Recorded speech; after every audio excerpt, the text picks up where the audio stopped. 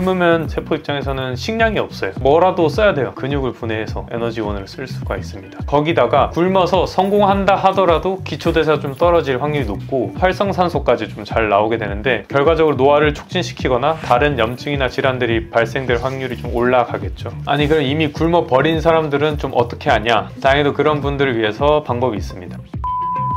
인데요. 그러면 대사율이 좀 올라가고 마지막 핵심 키가 는 거예요. 그러면 지방을 쓰는 능력이 좀 증가가 됩니다. 다이어트 하시는 분들이 제일 첫 번째로 시도하는 방법이 일단 굶는 거예요. 나 오늘 진짜 다이어트임 하면서 이제 아무것도 안 먹고 버티는 건데 그렇게 하면 몸무게가 좀 빠지긴 하는데 100% 살이 빠지는 게 아니겠죠. 뭐가 됐든 내가 원하는 몸무게까지 도달하면 문제 없다라고 하실 수가 있는데 그런 간단한 문제가 아니라서 나 오늘부터 다이어트야 라고 했는데 친구가 이제 그러면 오늘부터 밥 먹지 마 라고 하면 이제 손절하라고 할 만큼 굶는 다이어트는 절대로 하면 안 되는 행동입니다. 제가 왜 이렇게까지 얘기하는지 지금부터 좀 자세히 설명을 드릴게요.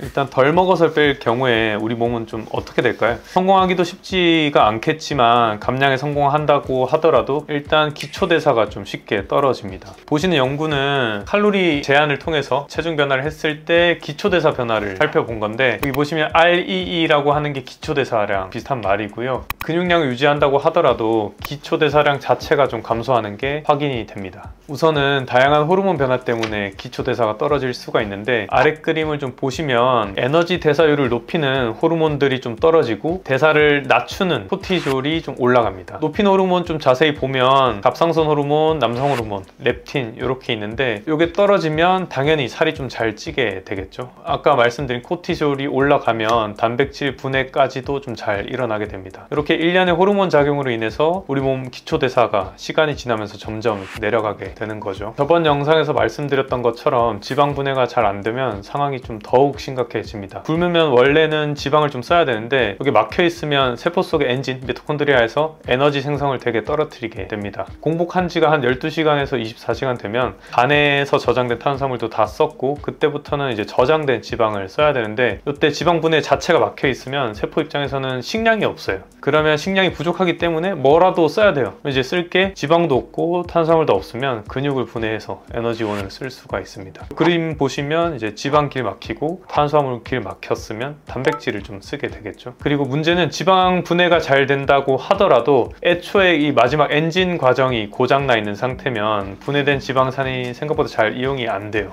여기 보시면 이제 건강하지 못한 엔진이랑 건강한 엔진이랑 좀 비교를 해서 볼 수가 있는데 굶는 전략을 썼는데 이렇게 지방 분해나 뭐 산화까지 안 된다면 세포 입장에선 ATP에 해당하는 에너지를 좀 잘 만들어내지 못하니까 기초 대사가 떨어지는 건 물론이고 이때 이제 각각 세포에서 에너지를 못 만드니까 각각 세포의 조직의 신체 기능들이 좀 저하가 됩니다. 뭐 신경세포면 신경세포, 면역세포, 근육세포 이렇게 각각 문제가 좀 생기게 되겠죠.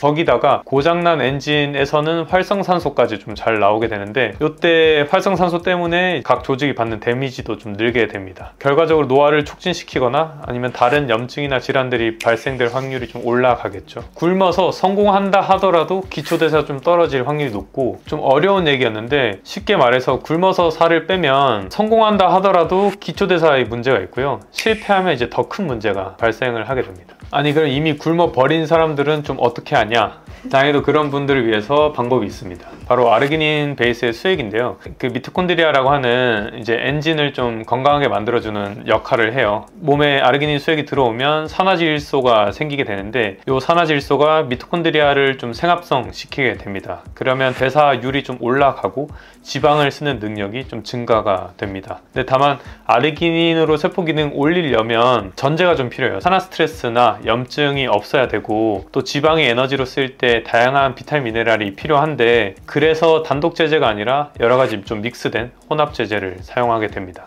그래서 아르기닌 수액으로 세포 기능을 좀 올려주고 나머지 문제되는 것들을 좀 교정을 해주고 마지막 핵심 키가 인슐린을 좀 낮춰주는 거예요. 그래서 세포가 건강하다는 전제하에 인슐린이 낮춰지게 되면 스스로 지방 분해나 이용이 좀 증가하게 됩니다. 그래서 인슐린을 낮추는 식단을 저는 권해드리는데 탄수화물을 쉽게 말하면 의도적으로 좀 안 먹는 거예요. 물론 이제 이 식단 자체가 양날의 검이기는 해요. 세포의 기능이 좀 안 올라와 있는 상태에서 하면 지방간이 좀 더 생길 수도 있어요.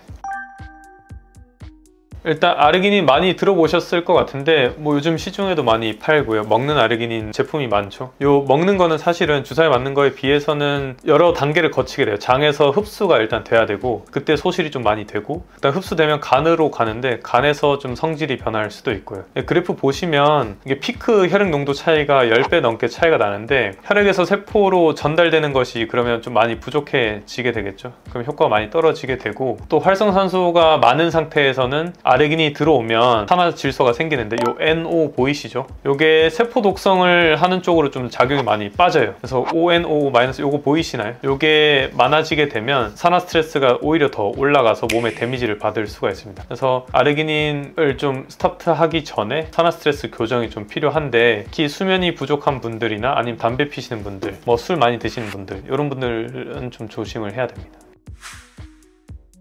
대사가 되게 건강한 분들이라면 사실 굶는 전략도 괜찮은 방법이 될 수가 있는데 좀 뭔가 문제가 있다, 내 몸의 건강에 그런 신호가 좀 보이시면 단순히 굶는 전략 하면 몸이 좀 많이 상할 수가 있어요. 그래서 굶는 전략을 쓰기 전에 내 건강 상태부터 좀 체크를 하는 게 훨씬 더 좋을 것 같아요. 네, 지금까지 김종현이었습니다.